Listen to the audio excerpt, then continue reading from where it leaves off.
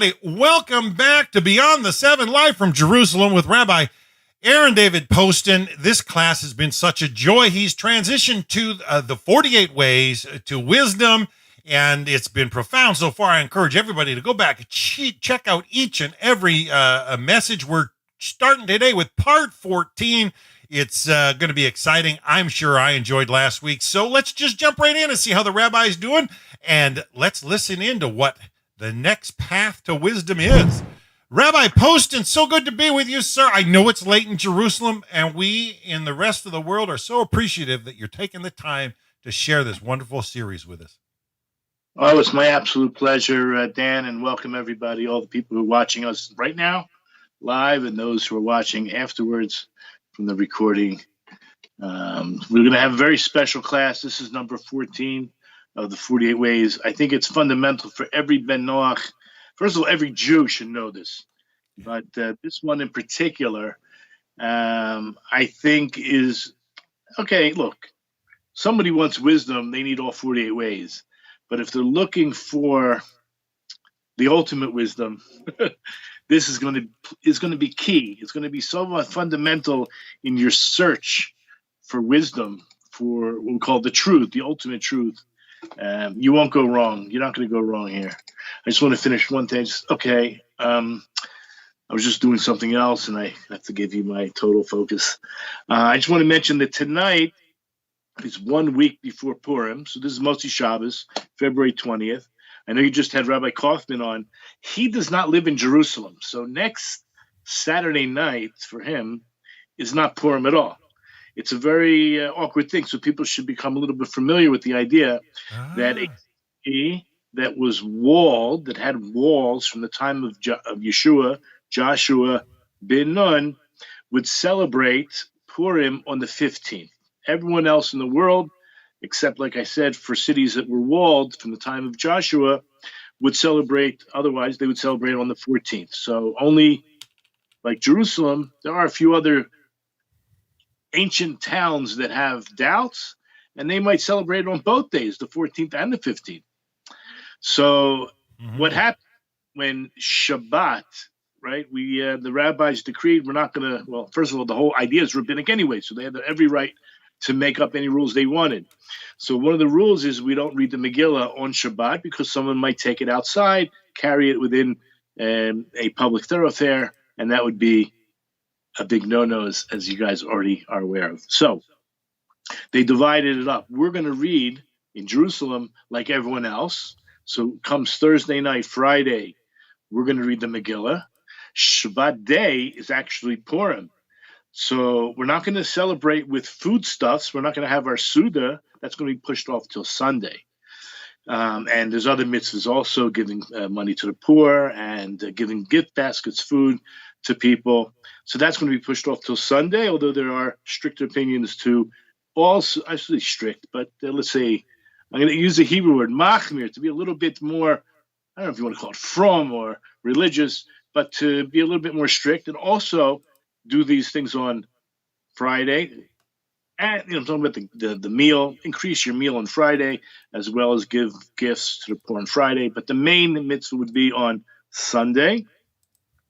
So basically, when it comes to our prayers, we recognize, like in the prayers and in the Torah reading on Shabbat, it is Purim. So we will continue to do all the things when it comes to prayer and the activities in the Beit Knesset, in the shul, in the synagogue on Saturday. So it's called Purim Meshulash. Meshulash means divided into threes. So it's not one day, it's a 3-day celebration for us in Jerusalem. Now, one of the gifts in Israel, as most of your watchers, subscribers probably know, that during the exile, most of the holidays, I mean, Yom Kippur is an exception. Rosh Hashanah is also, there's a reason why it's 2 days, but let's just say that you have Pesach, Shavuos, and Sukkot. We actually celebrate 2 days of holiday outside of, let's say, while we're in exile. And it's only in Israel itself that we celebrate 1 day. Why am I bringing this up? Oh my God. I just had a little bit of a flash I don't exactly remember why I was bringing this up. I think, I wanted to say like this, that it's kind of like a blessing and a curse, right? So when you're outside the land, okay, I'm not going to say it's a curse, but, for people to celebrate, celebration is one thing. It should be a good thing. But, it's a little bit of a tircha. It's a little bit of a little bit of a pain, knowing you're in exile and you have to keep these days 2 days in a row. Okay, no cooking. You have to have, you can cook on Yontif, but most people don't. No cleaning, no showering. There's certain things that are a little bit. You got to prepare for it. Yeah. I know that you're supposed to be happy on the holidays, but to have 2 days straight. Now, in Israel, we only keep 1 day.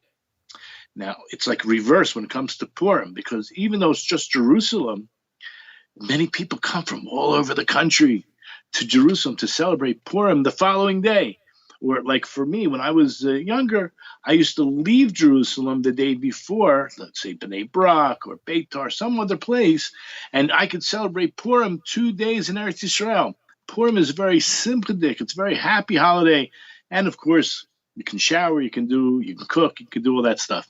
So I don't mean chas v'shalom, God forbid, that it's a curse in a sense, but there is this, it's a heavy load. And people should leave exile. It's one of my little messages. It's a little bit of a perk, a plug. Come here, celebrate 1 day like the rest of us in Eretz Yisrael. And when it comes to Purim, you get to celebrate 2 days, right? But not that it's a 2-day celebration. It's outside of Jerusalem, it's 1 day, the 14th. And inside Jerusalem, it's the 15th. But it's only a hop, skip, and a jump. The country is a very small country. It's very easy to go on a bus or take a car and celebrate with family and friends anywhere in the country. Okay, I didn't mean it was a curse to keep 2 days, but I think those who do keep 2 days, I think they understand what I mean. Not the word curse, but I mean a tircha of a sort. Okay, now there's another, just a metaphysical thing, that is they need that booster for 2 days, because they're so far away from the holiness and the kedusha of Eretz Yisrael that it does them a lot of good to keep these 2 days for the Hagim, for these holidays. And you can tell that it's a real booster shot when it comes to Purim. You know what I'm talking about. 2 days of Purim is just like unbelievable. Okay, with that having been said, what else did I want to say about that? I think I covered that. All right. So number 14 of the 48 ways is called Mikra. Mikra, it's talking about the written Torah, right? That's what it literally means. However, I shouldn't say literally. I mean, that's how it's translated. But what it literally means is to read. I mentioned before that in terms of, it's not just a Jewish religion. It's not a religion. It's a whole way of life that we are taught from an early age how to read. We have to, right? The father has an obligation to teach his children, of course, the Shema, how to read the Siddur or the prayers, going up to the Torah. Today, if I get called up to the Torah, there's someone else that reads for me. But throughout Jewish history, it's always been the person who gets, pretty much, except for the last few hundred years, the person who gets called up to the in Shabbat, there's 7 different people being called up. Each one knows the whole Torah, and he goes up. There's no vowels. You have to be able to read it correctly with as well. There's also what we call a trup. It's a cantillations, musical cantillations, when to raise your voice, I'm not good at it, so I'm not even going to try. But obviously the comments and the periods are the most important part. That I can do. Right, I can Beautiful. Get up there and read. I know where to stop. I know where to raise my voice, but I'm not. I tried out for the Glee Club when I was in middle school or grade school. You know what they told me? Don't come back. They said, don't even try. Don't waste your time. Anyway, I know the feeling, Rabbi. So the Rosh Hashiva of Noach Weinberg. Again, I'll just stress one more time. People should buy this book. Right, he's the one who made this idea of the 48 ways very popular, right? But I mentioned to you, it's already in Mishnah and Pirkei Avot. It's ancient wisdom. In fact, we already were aware of these ideas from the time we left Egypt. until we received the Torah at Sinai. These are the 48 ways in order to receive the Torah that we had to work on our character. So the Rav Noach always called he called the Torah written instructions for living. And he would give a mashal, he would give an analogy, and I like it. So it's not brought in the book, but this analogy I remember clearly. He said, imagine in the 1960s, it could have been the late 50s or late 60s, I don't know exactly when the computers first came out, I think they were like the size of a room. They weren't like the size of a cell phone, okay? They were like the size of a room or an elevator. So let's just say the first time there was something compact, right? You can order from China and it arrived. You open up the box. I guess they didn't have Amazon back then, but whatever it was, the box came, you ordered it from China, and you open it up, and there's no instruction manual. Now, we take for granted, I think, I do anyway, because I meet people that don't know how to cut and paste. But imagine, you could pretty much figure out how to turn it on, maybe even how to plug it in. But some of the most basic, and I'm calling them basic, maybe they're not basic for some people, but I think every person born in the last 30 years, it's basic. Enter, cut and paste, it's pretty. So just imagine pre-DOS. Pre-DOS. Would it take you to figure out, instead of rewriting? I mean, there are people that do this. They don't know there's a thing called cut and paste, and they would rewrite. I mean, I'm sorry to say, I know some people that still to this day would do it, and you have to teach them. Okay, so cut and paste is pretty basic, elementary. But there's so many other functions. I mean, if you use Excel, I mean, I'm not like a big bucky, but Excel is a little bit more advanced than regular Word, right? So anyway, I also use so many other apps, and you just have to have at least some tutorial, some beginning. So imagine if you got this computer and you didn't have, how many years of just trial and error would it take you to figure things out? I don't know. I mean, if it's even a week or a day, that's too long. So here we have our whole life, 120 years. What are we waiting for? This is the Torah is the instruction manual for living. And he wanted to really, just stress this over and over again. Now, another, I'm going to say an analogy, but it's really in the Torah itself. God said you can eat from every tree of the garden, correct? Except for one. Now, later on, when he kicks Adam out of the garden, he puts these guards, these angels, these guards, and he says, what does he say? Lest Adam come back and eat from the tree of life and live forever. What does it tell you? So the Rosh Shiva explains that he's not the only one. We're talking about this is ancient wisdom already, but he brings it down so we can understand it. That had we eaten from the tree of life first, before eating from the tree of the knowledge of good and evil, then there would never have been a punishment of death. So what is the tree of life? The tree of life is Torah. And the tree of knowledge of good and evil is experience. So what's the point? Going through life without having the tree of life is just going through experience. And that is, as we all know, does not have such a good ending. Right? The consequences are severe because you don't know what you're doing. It's like the blind leading the blind. Now here you have the Torah, the tree of life. That's what the Torah is, the tree of life. So this is what Mikra is all about. You have to see the Torah as instructions for living. But the problem is most people don't know Hebrew, which is a big problem because every translation is someone else's interpretation. I'll go so far. He actually says, this is his words, it's a lie. It's a lie. It's not your truth. It might be someone else's truth, but it's not your truth. So it's a lie. So he encourages you. You must not only learn Hebrew, but you're going to see through this session that you have to have also somebody who's able to tell you what it says, because even though you can read, you learned how to read because someone taught you that an aleph is an aleph, a bet is a bet in translation, an A is an A B is a B, right? And what the word means and how to pronounce it, and what the, when I learn with my students and we come across a new word, I tell them you have to have a dictionary as your best friend. You will see minimally, that every word you come across has about 8 possible definitions. And you're going to have to learn the whole context, of course, with your teacher, and then you'll be able to plug in.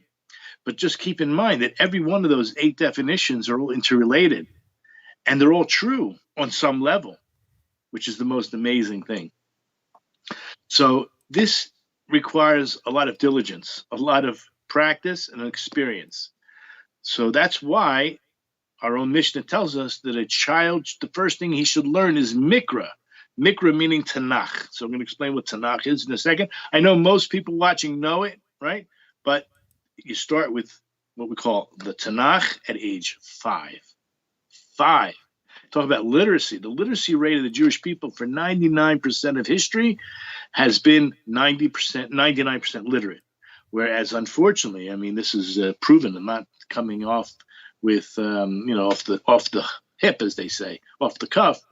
But 99% of world history actually is 99% illiterate. I mean, you can just really, you have to go through history. There's so many, besides 100 years ago, 200 years ago, history channels. And, I watch, I have to say, a considerable amount of history. And the wars, the culture, the despots, the tyrants, mindless. Talk about what the Jews have given to mankind in terms of civility, in terms of civilization, in terms of law, is invaluable. Okay, and we're going to talk about it tonight. And it's all because of Mikra. It's all because of the ability to read the instructions, living, and to hopefully live by them. So the first thing the Rosh Yeshiva mentions in the book, as I mentioned, this is all the Rosh Yeshiva's words, but it was put together by students of his. The first thing you have to understand what Mikra is Torah shebechtav. Bechtav means written. It's the written word. And it's divided as the word Tanakh means Torah. That's the 5 books of Moses. Nevi'im, that's the prophets. That starts with an N or a Nun. And a Kaf, which is Ksuvim, the writings. So just know what they are, right? The Torah part is the 5 books of Moses. And that was revealed to the Jewish people at Mount Sinai. Now, what are the prophets? There are different types of prophets throughout history. We had seers and visionaries, people who gave rebuke. The main job was not to foretell the future. That wasn't their main job. In fact, to verify that a prophet who came to rebuke was the real deal, so he was challenged to speak about things that would happen in the future. Now, I asked my audience many times, my students, I should say, if a prophet said something that didn't come about, is that considered a false prophet? And many uninitiated, non-thinking people come back and say, of course, it has to be he's a false prophet. If he prophesied something that didn't come about, of course, the Torah even says, kill him. But that's not true, right? It's not true. And let me explain why. I've explained this before, but I'm going to explain it again.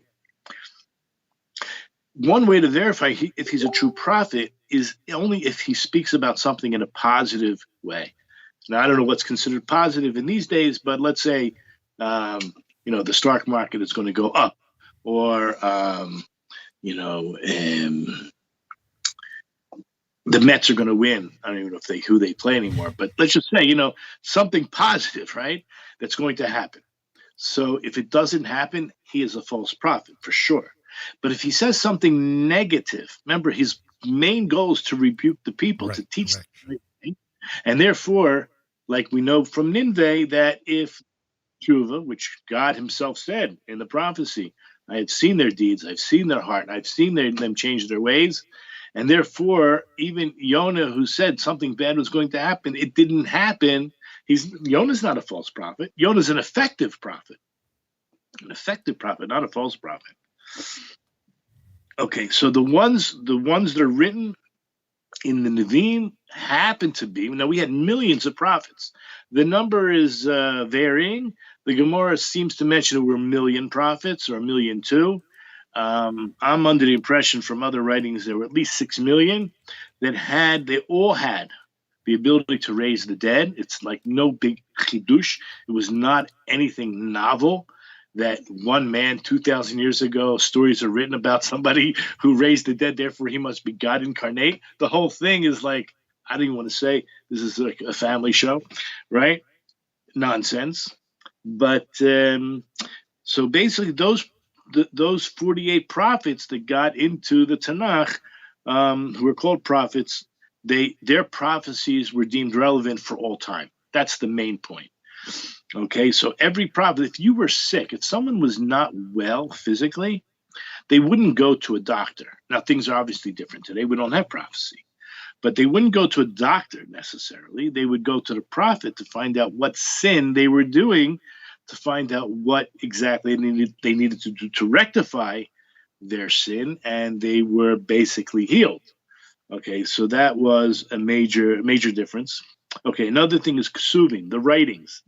The writings are not prophecy. Now, there are certain, as we'll know, Daniel, for example, King David, right? They had Ruach HaKodesh. They had Holy Spirit. Now, there's different levels of prophecy.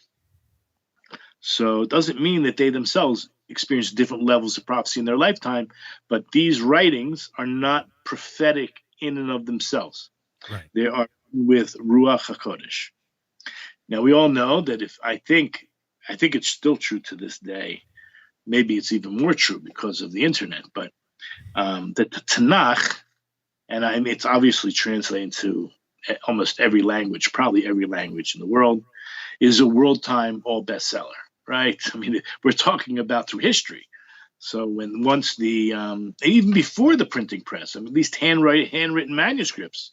If someone was going to hire somebody to write a manuscript, that probably would have been the book at the time. Of course, when the printing press came out, the Christians, right, they helped disseminate the Bible greatly.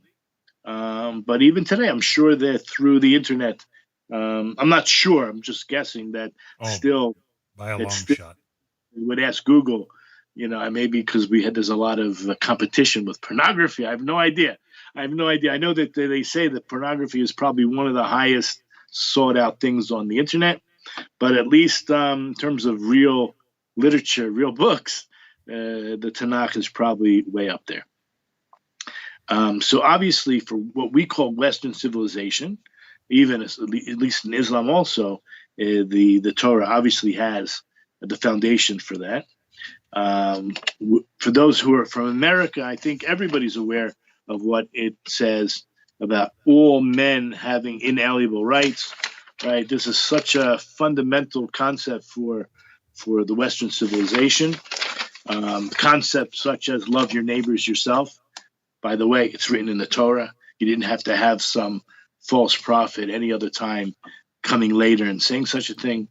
There's Isaiah's Wall in New York, and I'm not a big fan of the United Nations, but nevertheless, Isaiah was a Jewish prophet, and his words, right, of one day, soon, Bezrat Hashem, right, we'll take all those weapons of war and, melt them down and make them into utensils for producing more food, right? That's the idea. And that basically, I'm from Philadelphia, so there's a Liberty Bell, and inscribed, it says Leviticus, I forget which chapter right now, but it says proclaim liberty throughout the land. This is part of the Torah, right? And everyone should go free, right? At the end of the sabbatical year, number one, but this particular line is from the Jubilee. Okay, so that's a great, this is all in the Mikra, right? This is how important the Torah itself is. Right, I'm going to quote John Adams. John Adams, if you don't know who he was the second president of the United States. And I'll read what he says. Now, he's not the only one. We have quotes. I'm not going to spend my time doing this, but who wrote Huckleberry Finn? What was the guy's name? And the one who came to Israel in the 1800s? Twain, yeah, Mark Twain, Yeah. 200 years, 50 years ago. Okay, so we're not going to quote all of it. I just want John Adams to be heard. He said, I will insist the Hebrews have contributed more to civilized men than any other nation. If I was an atheist and I believed in blind eternal fate, I should still believe that fate had ordained the Jews to be the most essential instrument for civilizing the nations. And then he continues, they are the most glamorous nation that ever inhabited this earth. The Romans and their empire were but a bubble in comparison to the Jews. They have given religion to 3/4 of the globe and influenced the affairs of mankind more and more happily than any other nation, ancient or modern.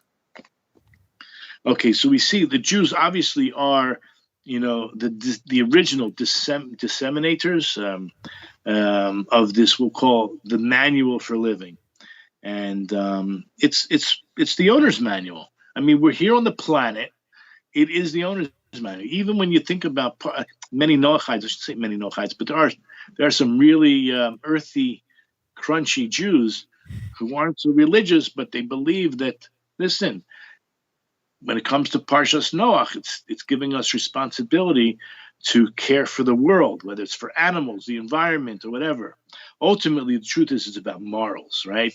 If we really hold them by morality, that is actually going to save the world more than some of these environmental issues. But nevertheless, it is true.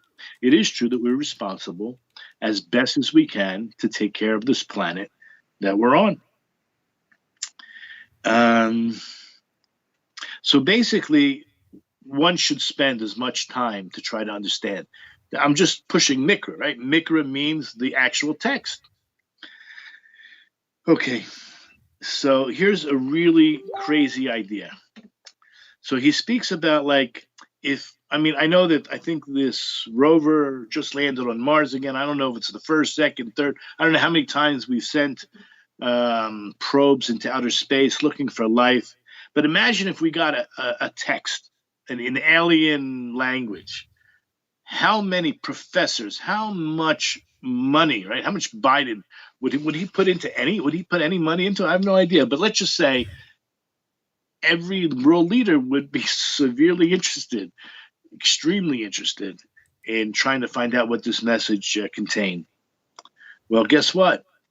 We got it, right? It's not an alien text. This comes from God himself. And here's the most amazing statement that I'm going to make tonight. I don't know if it's going to be the most amazing, but it's truly amazing.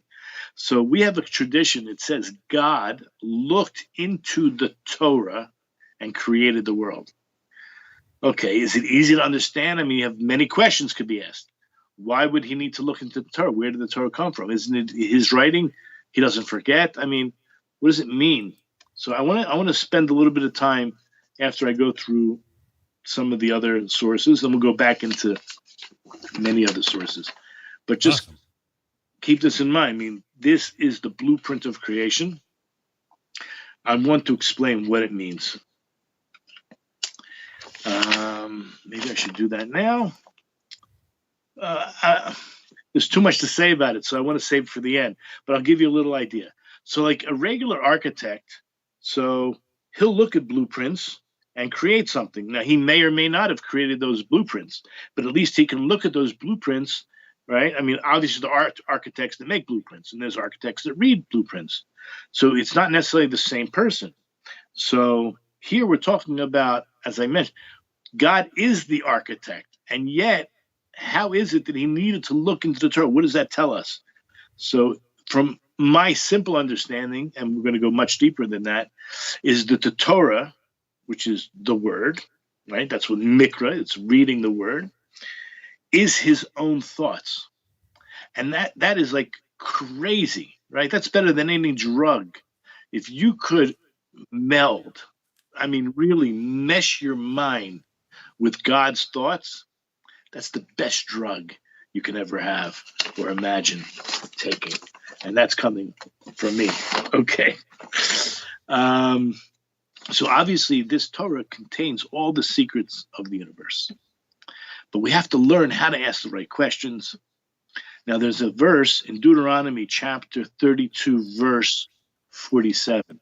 So it's only the first few words I want to mention, but let's hear it. Deuteronomy 32, verse 7. Yeah, 47. 47 reads, "For it is not an empty thing for you, for it is your life, and through this thing you will lengthen your days upon the land to which you are crossing over to the Jordan to possess it."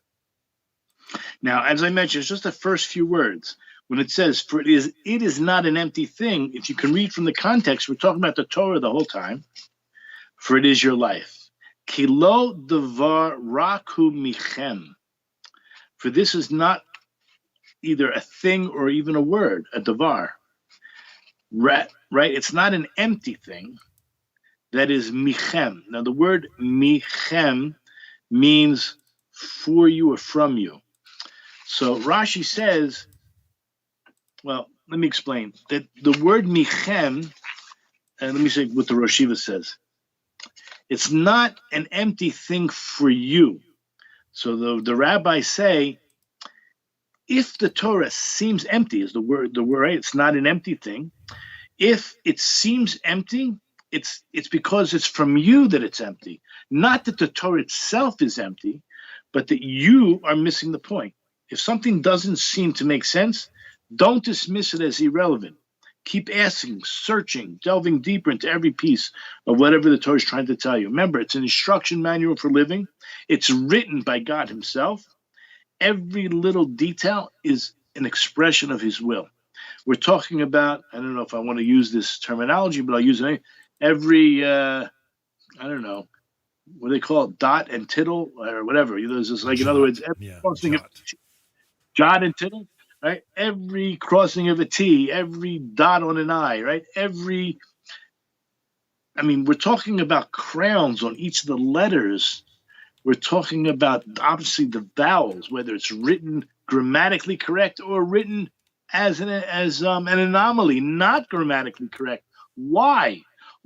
God, who's the greatest, I don't know if the word is grammarian, he invented the language. He knows grammar better than anyone else, and yet he wrote or had us write the word wrong, meaning not wrong, but it's not pronounced that way, or you would never use that word in this context with that vowelization. Mm-hmm. And yet, throughout the Torah, you have plenty of that, and every single one of those is a lesson for life, because he didn't do it. It's not an accident. It's meaningful. You've been quite clear with me on that, Rabbi. I thank you for that. I'm going to give a few examples tonight. We're going to go into a little bit. Here's another example of how important, right? How important it is. You have Abraham sitting there and speaking to God. It's the day, right? He had his bris milah and he's recovering. And it's actually the third day after his brit milah, and he's recovering, and he sees at a distance, and he's sitting at the opening of his tent, and it's a very hot day. He's eager to have guests. This is who Avram is. This is his personality. And what does he say? Excuse me, God, I have to take care of these people. Now, I don't care who you are, if you're even an atheist, right? You have an opportunity to talk to God. If there is a God for an atheist, why would you say, excuse me, I have something else to take care of. This seems to be more important than talking to you. Hello, this is going to translate into the most important, I'll call it religious concept. When we're talking about religion, I don't like the word religion because Judaism is not a religion, certainly not man-made. It's much more. But why would you think that it's more important? Abraham, who's the founder of this religion, stopped speaking to God in order to take care of these strangers. He's in the midst of a prophetic experience with the master of the universe. And he just says, pardon me, God, I got to take care of some guests. So the Talmud derives a profound lesson from this incident. It's greater to be hospitable to guests than to speak to God directly. Why is that? I'll tell you why. Because as great as talking to God is, being like God is greater. Now, I'm not talking about, like, obviously, if you have a crackpot idea of what God is, you're right. But to be like the true God who wrote this manual and tells you how to, it's explaining to you how to be like God, how to be godly. Okay, what does it mean to be like God? So, truth be told, and we've spoken about this before, and the Rosh Yeshiva was great at trying to get this message across. God created us as pleasure beings, beings that are desiring comfort and pleasure, right? Pleasure.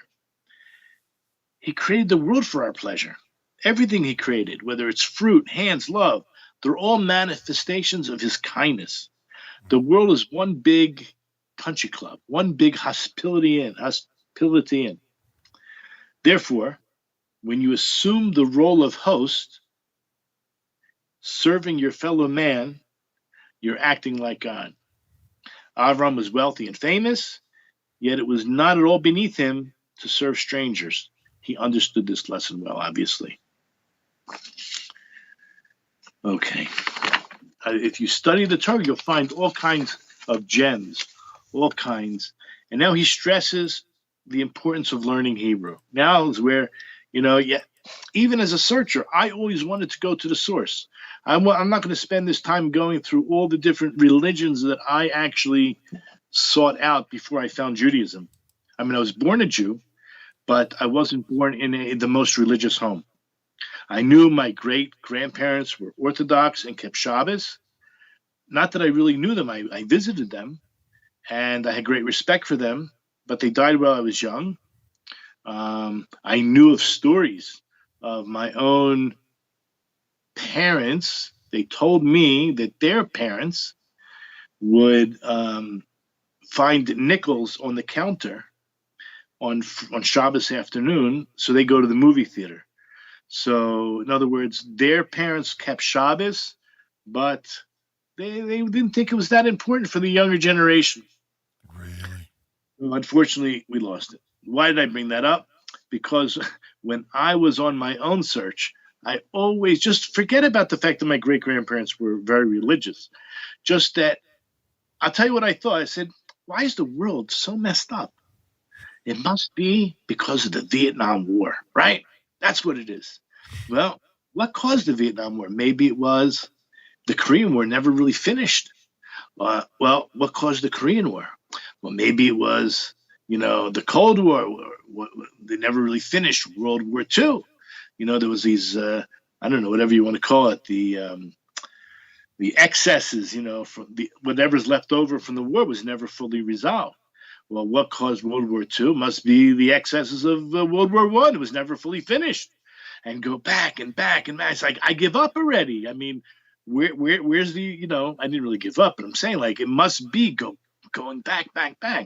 And when I was in fishing around, or let's say fondling Christianity and Eastern Christianity, the Essenes and the Gnosticism and all that, thinking, well, everyone's claiming that the Jews were the original, the original receivers of the Torah, sure. Whether Christianity or Islam or any other religion. And they all wanted what the Jews are. They all are claiming that they're now the chosen people.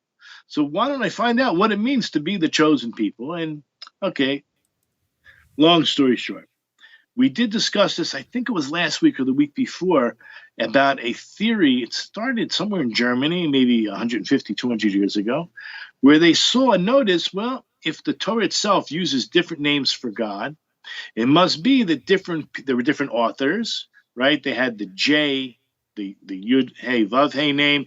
There was a certain group that wrote those verses or passages or paragraphs. You have the documentary hypothesis. Yeah. Yeah. You have the P, the priestly, mostly Leviticus. You have the D for Deuteronomy.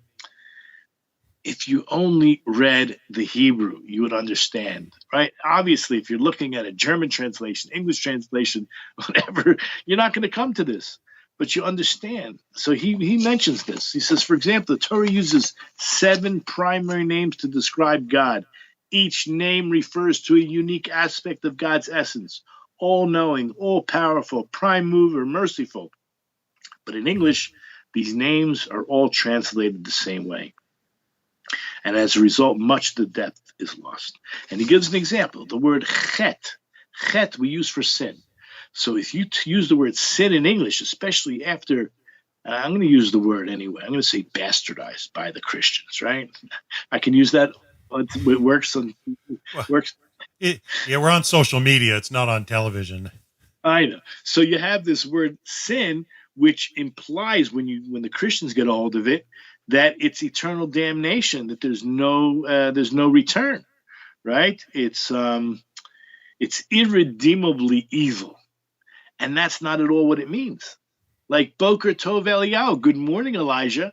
Hello, it means missed the mark, made a mistake. Everybody makes mistakes, and you're going to tell me that's irredeemable evil? I mean, I don't want any part of that religion. Thank God. Okay, Beseder. So I'm just letting you know, like when you look at the Hebrew with clear eyes, without a veil, you'll come to a whole different understanding. Yeah. Basically, it's the Torah view that human beings are essentially good, right? We're not evil, right? I mean, there's other religions. They believe you're born in sin. You're born evil. Yes, we agree that there's a Yetzer Hara and it's stronger when you're young. But Baruch Hashem, you grow up and you get a Yetzer Hara. Yeah. So you get an intellect and you have free choice. And the truth is everything balances out. You're not truly evil. Okay? So basically human beings are essentially good. We all make mistakes. We lose our way. And at times we miss the target. But our soul, our real essence, really wants to do good. And tshuva, which really means to return, repentance. It means to return. And it describes a process of recalibrating our focus and getting back on track. So that's what you need to know. And now he mentions that the time is right now. What do you mean now? Unfortunately, right, people will say, it's too late in life, or I'm too busy making a living, whatever it is. There is a Pirkei Avot that I want to quote.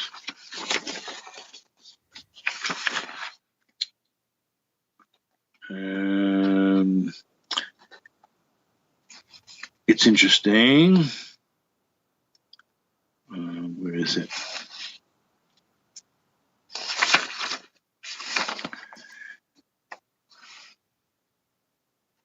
Let me stick to this 1 second. Where is it? Okay, it's Pirkei Avot, chapter 2, Mishnah 4. I don't know, I can't find it here. But okay. Yeah, you want me to read it? Find it? Yeah, I copied it over. All right.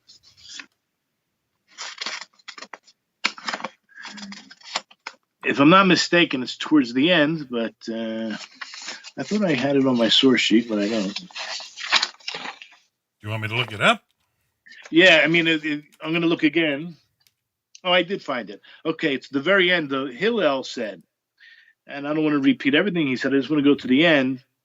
Do not say, when I free myself of my concerns, I will study. For perhaps you will never free yourself. So in Hebrew it says, V'al tomar l'kishafna eshna. Don't say that when I finally have free time, I will study. Shema lo tifaneh. Maybe you won't have that free time. I mean, it makes a lot of sense what he's saying. So basically, right now is the time. It should be an absolute priority, right? If you were, like we said, you're on a search, you're one of these major professors or scientists that receive this message, and everyone's trying to decipher it. Well, it's there. Make time. And now it's true, your academic education might have ended years ago, but when it comes to Torah learning, There's no such thing as beyond that. You can never finish. Okay. In fact, I'll just mention that every Jew is supposed to read through it. There's Mikra, Shnai Mikra V'Targum, to read twice in Hebrew, the actual Torah portion each week, and a third time I'll just use Aramaic as an example. That's what it was in past, but many explain that any language you understand. So in other words, even if you don't understand it, twice in Hebrew, a third time in a language you understand, and of course, a fourth time when you go to synagogue and hear it being read publicly another time. So really, it's 4 times a week. We spoke about the importance of reviewing 4 times anyway before. Anyway, just in terms of simanim, Rosh Hashiva Rav Noach Weinberg was big on simanim. What do I mean by simanim? Simanim means like a system. Simanim actually means signs, but in this context, like if I have a paragraph, so I would put a word on top of that paragraph that word would help me remember what the paragraph encapsulates. Right. Contained. So if I put, as my friend Rabbi Gedalia Garfein would do on every daf of the Gemara, right? There's over 7,000 pages. Write a word that would somehow summarize as many as one word, maybe 2 words, that would summarize and memorize that. So there are 669 paragraphs in the 5 books of Moses. So Aryeh Kaplan has a book called The Living Torah, and he actually has like less than a sentence, just a few words. Each paragraph is labeled, and that's a good way to start. Take his example. Every paragraph, when I say paragraph, in other words, there's 54 portions, but every time there's a space, it's considered a paragraph. And you could remember, of course you can remember 669, especially you're talking about your whole lifetime, reviewing them all the time. You have a good idea of what's in each paragraph. The Shulchan Aruch, which many of these books behind me are, right? They're listed by number system, right? To remember what they call them paragraphs. Every paragraph is a numbered paragraph. And they have many halachos, many laws, but to sum it up into one idea. This is our life, right? It's our life. Again, you should never think you're too old to start. Rabbi Akiva, for those who are not familiar, apparently he was 40 years old when he began to learn, but he didn't just begin from nothing. He was minus. I mean, he hated the rabbis. He said, if I felt like, I don't know, a donkey or a mule that has a very strong a bite. He felt like anytime I saw a rabbi, I would want to bite them. So he had such a negative attitude towards the rabbis, and yet he transformed himself at the age of 40, began to learn just the alphabet, right? The alphabet, and he eventually became one of the greatest sages with over 24,000 students. Amazing. Okay. There's a Mishnah in Pirkei Avot, chapter 5, Mishnah 26. The truth is, I think it's a different number according to the system. And I have here, I wrote down the correct number. I think it's 21 and 22. So I can read it if you want. I can pull it up if I can find it. I'm on chapter 5, It's the last 2. Starting at 21 reads, he used to say at 5 years of age, the study of scripture, at 10, the study of the Mishnah, at 13, subject to the commandments, at 15, the study of Talmud, at 18, the bridal canopy, at 20, for pursuit of livelihood, at 30, the peak of strength, at 40, wisdom, at 50, able to give counsel, at 60 years old,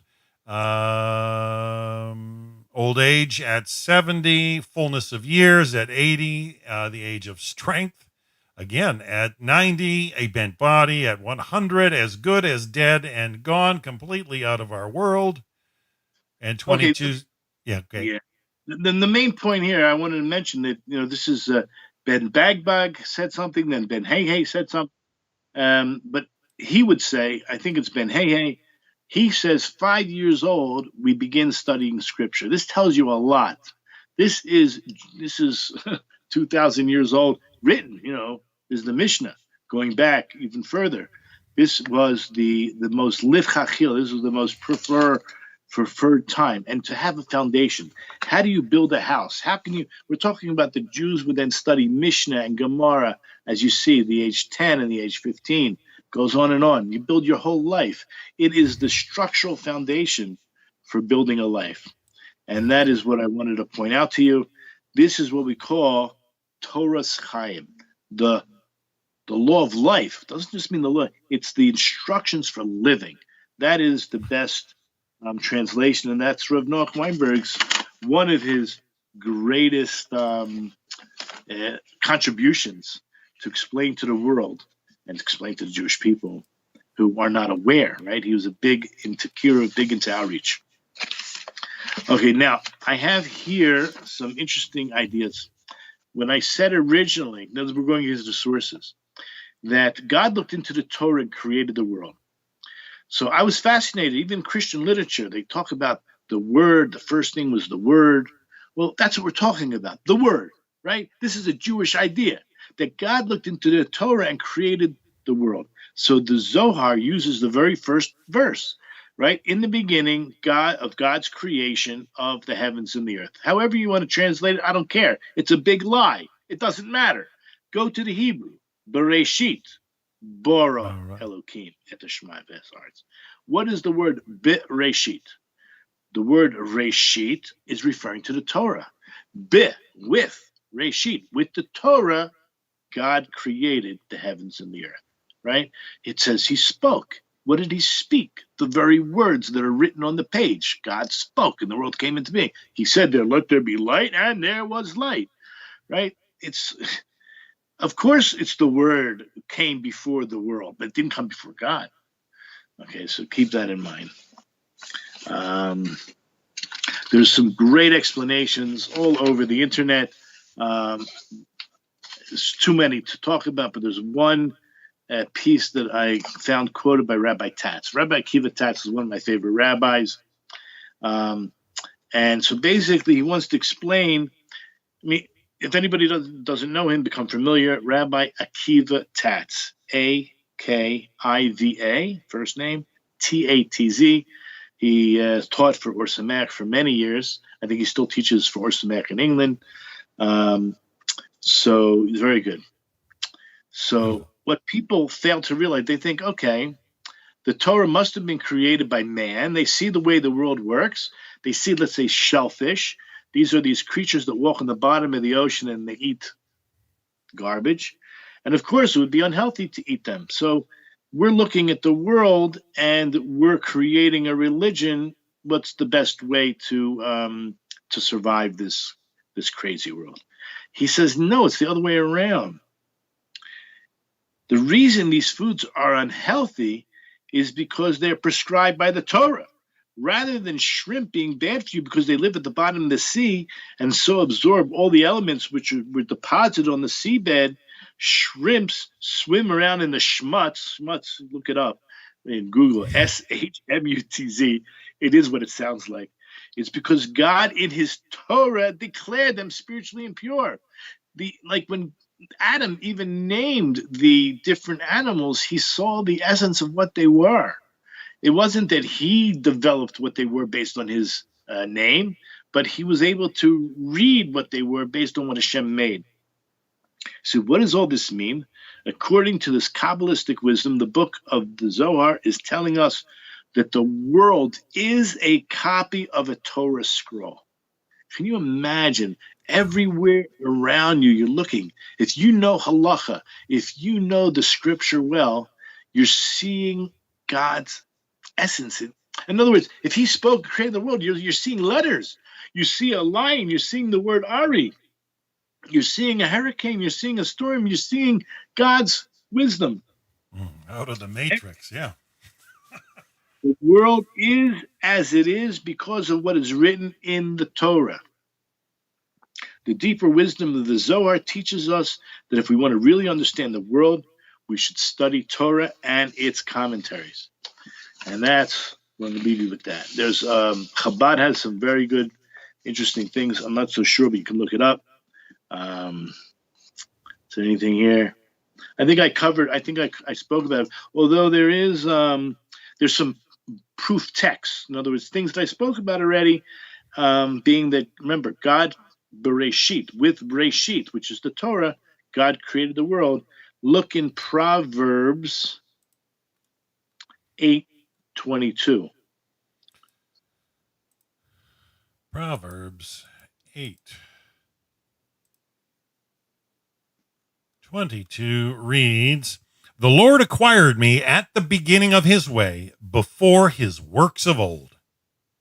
Okay, so this is referring to, in Hebrew, it says Reshit.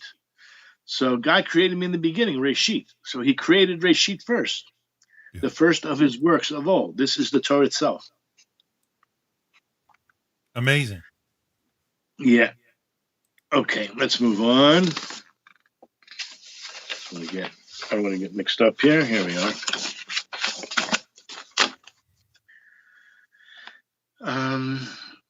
This is just something that I think everybody should know. If you don't know it, take it to heart. I know that we have discussed this idea in the beginning of our Beyond the Seven.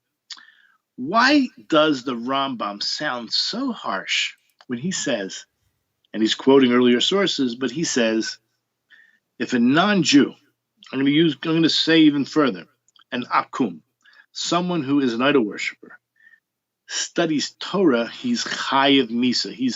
He is worthy of being put to death. Not that any Jew would ever put someone to death for it, but that his life is not worth living.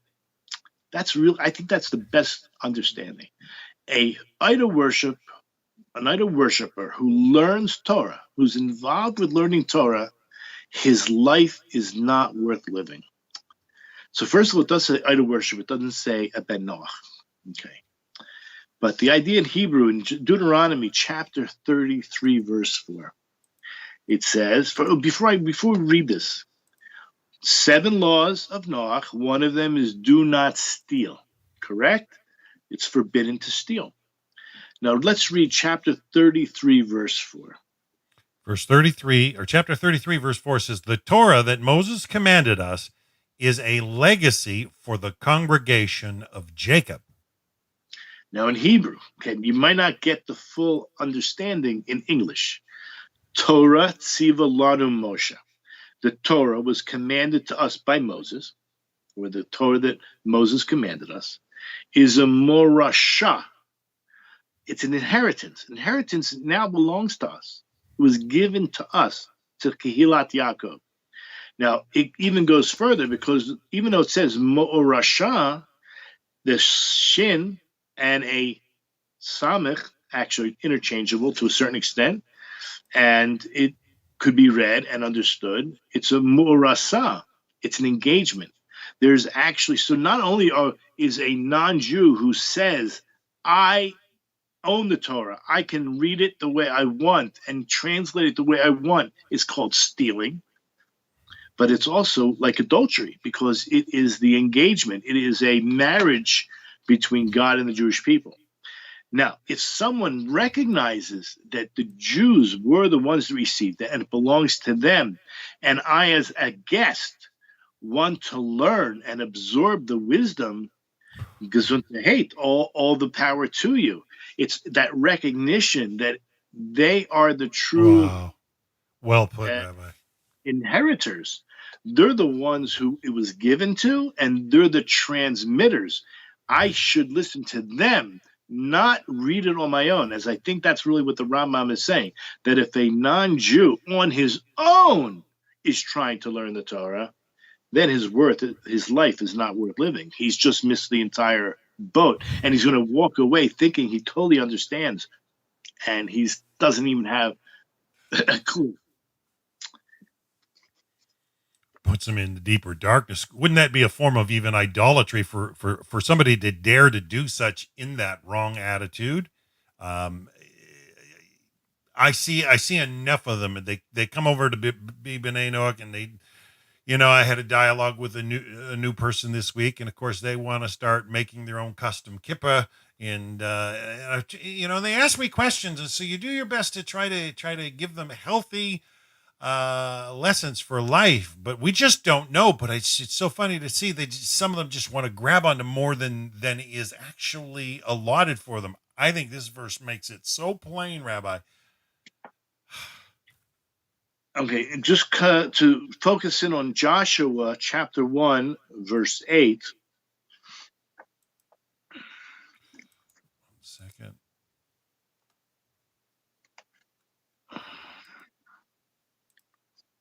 Joshua chapter 1, verse 8. Oh, that's a well-known one, right? Oh.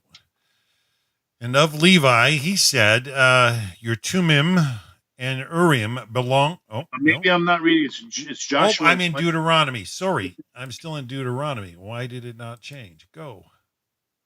Oh, Joshua chapter 1, verse 8. Yes, this book of the Torah shall not leave your mouth. You shall meditate therein day and night, in order that you observe to do all that is written in it, for then will you succeed in all your ways, and then you will prosper. Look, this is such a blessing, right? The book of the Torah, Lo Yamush Sefer Torah Zeh. Yamush means to be released or forgotten, like moved. So this Torah shall never be removed from your mouth. Now, if this doesn't, there's many verses we could use to show there's an oral Torah, but the Mikra it means to read. It means to move your lips and to read it. So we're obviously talking about something that is physical, concrete, ink, black ink on white paper, right, on parchment. But it's something that is not just thought about. It's something we must profess. And that is the words. Now, that's just the words coming out of your mouth. Then it says you shall meditate on it day and night, 24 hours a day, in order, obviously, to do, but everything that's written in it. And then, of course, you'll have bracha. You'll have all kinds of success. The reason I'm bringing this up, I want to mention, for those who are watching this before Purim, so there's a verse in Exodus chapter 17, verse 14. This is forever, but it's relevant more now because it's the week. Chapter 14, you said, Rabbi? Chapter 17, verse 14. Forgive me. 17, verse 14 reads, the Lord said to Moses, inscribe this as a memorial in the book and recite it into Joshua's ears, that I will surely obliterate the remembrance of Amalek from beneath the heavens. Now, I'm just using this as a lesson because it's right before Purim. But I said, this idea shows you that if you don't know the Hebrew and you don't put extra effort into trying to study, and again, go to the Jewish sources, think about what it says. The Lord says to Moses, Ketov Zot, he tells him, write this as a zikaron. It's called a remembrance in a book. So that's what we're going to have. This is about Amalek coming. Read from verse 8 through 16. It's all about Amalek coming and the three people standing on the mountain, Moses in the middle. I gave a beautiful shir. I think it was a nice shir. Before Shabbat, before Parsha Zachor. So you can look at that. Inscribe this as a memorial in the book. So this is the Sefer Torah. This is the Mikra. V'sim ba'azne Yehoshua, and place into his ears. What do you need to place into his ears? You just wrote in the book. Because there's something that is also oral. But it goes on. It says, I will surely obliterate the remembrance. I'm going to focus on these words. Ki moche emche. That word. I will surely obliterate the remembrance of Amalek. So the first thing we're taught, this is through, if I'm not mistaken, the Rokeach explains this. First, what we have is a remembrance, because in the order of words, write this as a zikaron, as a remembrance. So that's why we read the week before Purim, Parsha Zachor, the remembrance. And then next week, we're going to have the action of the Megillah not just the reading of the Megillah, but everything it entails, the Suda, the meal, the giving of the gifts, right? Everything that involves Purim. So you have remembrance before the action, just like God said to Moses, write it in the book as a zikaron, a remembrance, and then place it into the ears of Joshua. I will surely wipe them out. Just keep that in mind. Now, just as a side point, you would never know this in the English, for sure not, but the Rokek points out, and I counted it. I read this today. Actually, I read it a few days ago, but in preparation for this year, I wanted to make sure this is 100% true. The Rokek points out that there are actually 166 verses in the Megillah Esther. Esther. Happens to be, there are two portions that we read. We read Deuteronomy 25. That was verses 17 through 19 this past Shabbos. And then on Purim itself, we're going to read in Exodus chapter 17, 8 through 16. Altogether, there's 166 words. So in the two parshiyot, the two paragraphs that deal with Amalek, there's exactly the same amount of words in one, and there's exactly the same amount of sentences. In other words, it's 166 in both. Now, you may not find that interesting. What we do is we find that absolutely exhilarating. In fact, the word Megillat Esther, the word Megillah, like from Gal, is like a roll. It's a scroll. Megillat Esther. You can translate it as the scroll of Esther, right? Everyone knows that, right? However, if I wanted to reveal something to you, the word Megillah, in mem causative, is the same word. It's a revelation. But what does Esther mean? It's her name. It's true. But it also means hidden. Hester panim. God says, I will surely hide my face. Esther, Esther panim. So Megillat Esther is not just simply the scroll of Esther. It's the revelation of that which is hidden. And when you're living in a framework of Hebrew, and I don't mean Hebrew, I mean Lashon HaKodesh, the holy language, it will help you understand what the instructions for living are all about. It will make them certainly much more meaningful, and it'll bring depth to everything that you do. And so this really, we're finished this evening about number 14, Mikra. I hope that we got across how important Mikra is in achieving wisdom, because without it, I don't think you stand a chance. You have to be literate. You have to be literate. Well, Rabbi, thank you so much. I started out very late, so I was reading a lot of English books, and I got a good handle. But when you're thirsty, you're hungry, right, for the Word of God, you have to go deeper. You have to go deeper into the original. I recently bought a set of Ramban, where it's an English translation along with the Hebrew. And whenever they reach the deeper Kabbalistic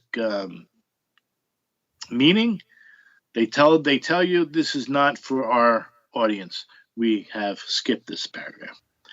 I had several Rabbanim who wrote extremely Kabbalistic books, really deep stuff, and they asked if they could translate it into Hebrew to bigger rabbis, and the bigger rabbis said, no, this kind of stuff, you cannot translate it into English.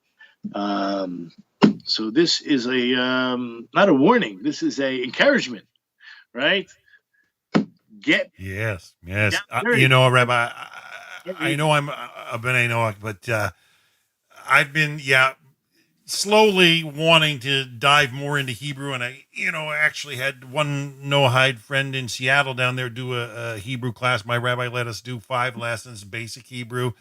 And, in this day and age, so often we get used to just looking up quick words, using software tools just to compare, but it's not the same as actually getting the depth of the whole of the matter. And you're making that so clear. And I'm one of these guys that when I decide to do it, I won't put it down until I got it. I can't. It's kind of like it just gets you a bug and you have to finish it. and to learn Hebrew, I can, I've got some beautiful sessions to speak, linguistic, modern day, but it's different than learning to read it. And the necessity to read it is so great. And Hashem willing, maybe I'll get the time and I'll jump all over it. And I just see it as the necessity for growth. And I don't want to tell people out there that are of the 70 nations it's a must. But in reality, how far do you want to cleave to Hashem, right? It is a must. But again, everyone on their own level, everyone can only try as much as they can. Some people are limited, they're just naturally limited. The older you are, the more frustrated, or maybe the more time you have. You don't know. Everybody, only God, you know what I mean? Like, if you're going to make a mistake, at least you made the mistake. Why follow other people who are making the mistakes? So I think it's best to try. So many people, my mother, she met Rav Noach Weinberg for the first time. It was an amazing story. And she says, your voice is so familiar. You're the one that made those tapes I'm listening to, aren't you? She says, it's because of you that I learned how to play the piano at my age. Wow. Okay, 35 years ago, but still, my mother's close to 80. In fact, she is 80. Around 55. Yeah. So, wow. Yeah, she decided it's a hard thing to do for some of us. Because of his motivational ideas of it's never too late. It's never too late. And so, look, if it's piano's like a language as well, right? Music is a language. It's also abilities. I mean, nobody's going to hold it against you for trying. That's for sure. Okay. And it brings its own joy. But Torah, as you've been very clear, it's definitely the way. As you the whole thing. I mean, right from the Bereshit. I remember the first time I heard that. I spent 32 years as an adult, worked in Christian schools and whatever. And the point being, you don't get that out of them. It just doesn't exist. It doesn't exist out there. In unless you're hearing it from a learned rabbi, you're not going to get those true golden nuggets that are real. And I encourage everybody, check every one of these messages out. Are we done for today, Rabbi? And I know that with Purim next week, we're off. We're off.